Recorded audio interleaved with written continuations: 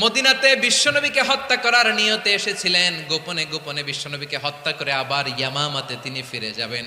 কিন্তু কি অবাক করা কাণ্ড, হত্যা করতে পারে নাই, সাহাবাদের হাতে তিনি ধরা পড়ে গেলেন। ধরে মসজিদে নববীর পিলারের মধ্যে বেঁধে রাখলেন। বিষ্ণু ইসলাম সাহাবাদেরকে বললেন তার খোঁজ খবর নিও। সাহাবার বলেন, ইয়া রাসূলুল্লাহ, আপনাকে হত্যা করতে এসেছে, তার তো কঠিন ক্যাপিটাল পানিশমেন্ট হওয়া দরকার, কঠিন শাস্তি হওয়া দরকার। বিষ্ণু বললেন, না, আমি যেটা জানি তোমরা সেটা জানো না। তোমরা সুমামার সাথে ভালো আচরণ করো, তোমরা যে রুটি বানাও এর মধ্যে সবচেয়ে ভালো আটার রুটিটা তারে দিও, সবচেয়ে রিফাইন্ড খেজুর যেটা পিওর খেজুর এটা তারে দিও। আর বিশ্বনবী নিজের উট থেকে দুধ দহন করে ওনার বাড়ির এক কর্মচারীকে বলেছেন দুধ দহন করে সুমামার জন্য নিয়ে যেও।